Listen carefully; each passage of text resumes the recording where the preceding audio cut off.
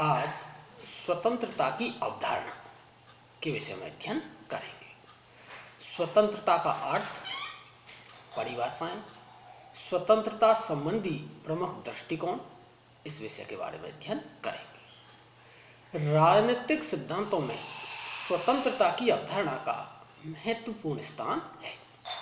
स्वतंत्रता मनुष्य के सर्वांगीण विकास के लिए अति आवश्यक है। स्वतंत्रता किसी भी सभ्य समाज की पहचान होती है। मोंटेस्क्यू के अनुसार स्वतंत्रता के अतिरिक्त शायद ही कोई ऐसा शब्द हो जिसके अधिक अर्थ होते हों और जिसने नागरिकों के मस्तिष्क पर इतना अधिक प्रभाव डाला। जे.आर. ल्यूकस ने अपनी कृति द प्रिंसिपल ऑफ पॉलिटिक्स में कहा है कि स्वतंत्रता का सारभूत अर्थ यह है कि विवेकशील कर्ता को जो कुछ सर्वोत्तम प्रतीत हो वही कुछ करने में वह समर्थ हो और उसके कार्यकलाप बाहर के किसी प्रतिबंध से न बंधे हों। अर्थात यदि विवेकशील प्राणी को स्वतंत्रता प्राप्त नहीं होगी तो वह अपनी क्षमताओं का सदुपयोग नहीं कर पाएगा। स्वतंत्रता की अवधारणा को संपूर्ण अर्थ में समझने के लिए स्वतंत्रता को दो पक्ष, नकारात्मक स्वतंत्रता और सकारात्मक स्वतंत्रता का अध्ययन करेंगे। कि नकारात्मक स्वतंत्रता, स्वतंत्रता शब्द अंग्रेजी भाषा के लिबर्टी का हिंदी अर्थ है। लिबर्टी लैटिन भाषा के लिबर शब्द से निकला है, जिसका अर्थ बंधनों का अभाव होता है। लेकिन स्वतंत्रता शब्द की व्युत्पत्ति के आधार पर प्रचलित इस अर्थ को स्वीकार नहीं किया गया है। नकारात्मक स्वतंत्रता का अभिप्राय है कि यदि कोई व्यक्ति कुछ करना चाहता है और कर भी सकता हो तो उसे वैसा करने से रोका न जाए। लेकिन इस तरह की स्वतंत्रता सामान्य जन के लिए कोई मायने नहीं रखती, क्योंकि नकारात्मक स्वतंत्रता शक्तिशाली और कमजोर, अमीर और गरीब सबको खुला छोड़ देती है। उसकी आड़ में शक्तिशाली कमजोर को और अमीर गरीब को सताएगा, उसे परेशान करेगा, उसका हर तरह से शोषण करेगा। इसलिए समाज के कमजोर वर्गों व गरीब वर्गों को सच्ची स्वतंत्रता दिलाने के लिए शक्तिशाली और अमीर पर नियंत्रण या प्रतिबंध लगाया जाना जरूरी होगा। कमजोर को सुरक्षा प्रदान करनी होगी, गरीब को आर्थिक स्थिति को सुधारना होगा। मनुष्य एक सामाजिक प्राणी होने के नाते उसे असीमित स्वतंत्रता प्रदान नहीं की जा सकती है। उसे सामाजिक नियमों की मर्यादाओं के अंतर्गत रहना होता है। 1789 की मानवीय अधिकार घोषणा में कहा गया है कि स्वतंत्रता वह सब कुछ करने की शक्ति का नाम है जिससे दूसरे व्यक्तियों को आघात न पहुंचे। जे.एस. मिल व्यक्तिगत स्वतंत्रता के प्रबल समर्थक हैं। वह व्यक्ति के कार्यों को दो भागों में विभाजित करता है, स्व संबंधित कार्य और पर संबंधित कार्य।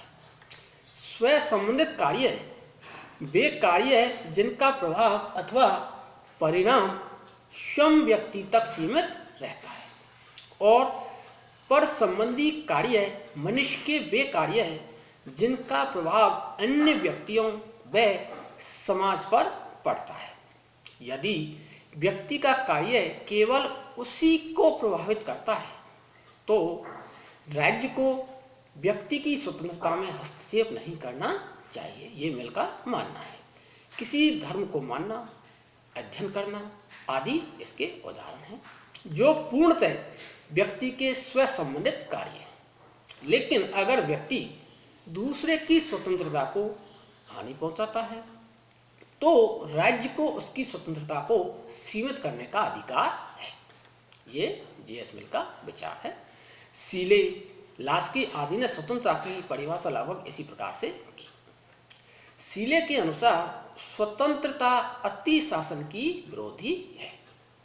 इस प्रकार नकारात्मक स्वतंत्रता का तात्पर्य है कि जिसमें किसी मनुष्य पर कोई प्रतिबंध न हो, जो चाहे कार्य कर सके, लेकिन नकारात्मक स्वतंत्रता की धारणा उचित नहीं है, क्योंकि इस अर्थ में केवल बलवान व्यक्ति ही स्वतंत्रता का उपभोग कर सकेंगे तथा निर्बल व्यक्तियों की स्वतंत्रता समाप्त हो जाएगी। ऐसी स्थिति में अराजकता पैदा हो जाएगी, स्वतंत्रता का मुख्य ध्येय ही समाप्त हो जाएगा। अब है सकारात्मक स्वतंत्रता।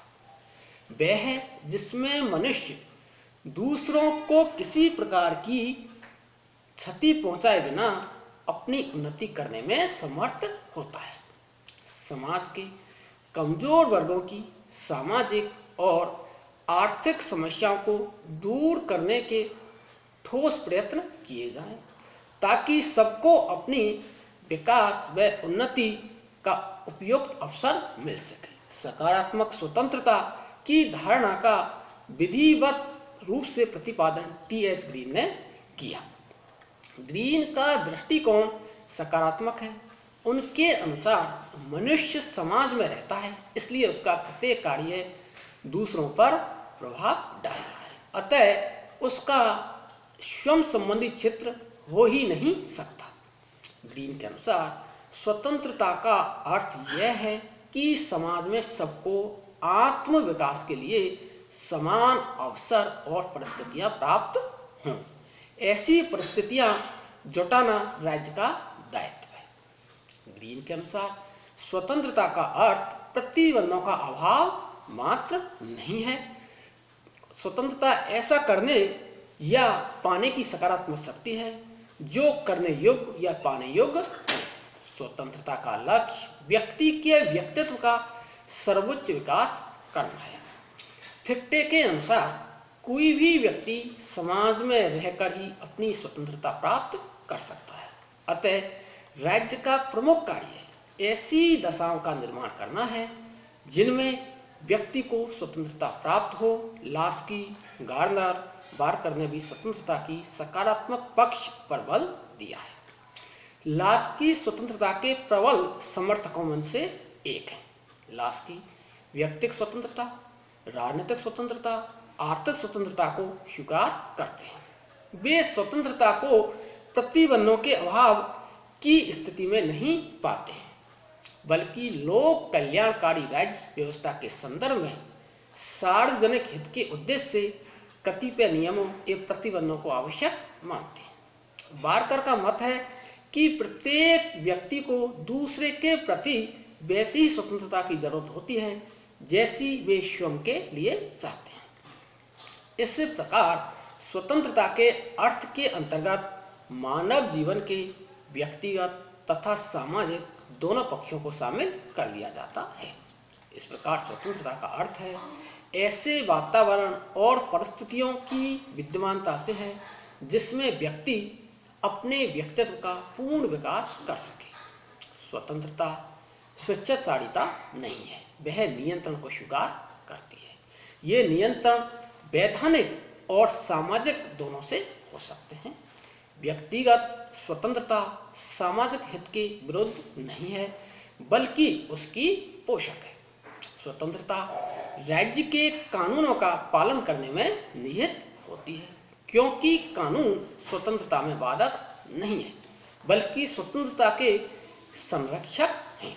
आंतरिक और बाह्य स्वतंत्रता एक दूसरे की विरोधी नहीं, बल्कि पूरक है। अब स्वतंत्रता संबंधी प्रमुख दृष्टिकोण। तो व्यक्तिवादी विचारक Adam Smith, John Stuart Mill, Herbert Spencer आदि व्यक्ति की स्वतंत्रता को राज्य की सत्ता से असंगत मानते हैं। व्यक्ति साध्य है, साधन नहीं। समस्त राज्य तथा अन्य सामाजिक संस्थाओं का एकमात्र केंद्र बिंदु व्यक्ति है। ये व्यक्तिवादी विचारकों का विचार है। अतः व्यक्तिवादी व्यक्ति की स्वतंत्रता पर किसी प्रकार के नियंत्रण को स्वीकार करने के पक्ष में नहीं है और राज्य का हस्तक्षेप कम से कम होना चाहिए, ताकि व्यक्ति को अधिक से अधिक स्वतंत्रता मिल सके। अगला है आदर्शवादी विचारक। स्वतंत्रता की व्याख्या नैतिक आधार पर करते हैं। आदर्शवादी विचारक ग्रीन, कांट, हीगल आदर्शवादी कानून को स्वतंत्रता के लिए महत्वपूर्ण मानते हैं। अगला अराजकतावादी विचारक प्रौधा, बाकुनिन, क्रोपोटकिन आदि अराजकतावादी राज्य को समाप्त करना चाहते हैं। वे व्यक्ति को स्वभाव से अच्छा तथा राज्य को अनावश्यक रूप से बुराई के रूप में निंदा करते हैं। वो राज्य की बुरा मानते हैं, उसकी निंदा करते हैं। उनके अनुसार राज्य की अनुपस्थिति में ही व्यक्ति अपनी स्वतंत्रता को प्राप्त कर सकता है। ये अराजकतावादियों का विचार है। और लोकतांत्रिक समाजवादियों का मत है कि राज्य सार्वजनिक हित एवं लोक कल्याण को ध्यान में रखकर व्यक्तिगत स्वतंत्रता पर प्रतिबंध लगा सकता है। राज्य व्यक्तिगत स्वतंत्रता की रक्षा के लिए कानून बनाता है और उदारवादियों ने इस मत का समर्थन किया है कि कानून व्यक्ति की स्वतंत्रता की रक्षा करता है।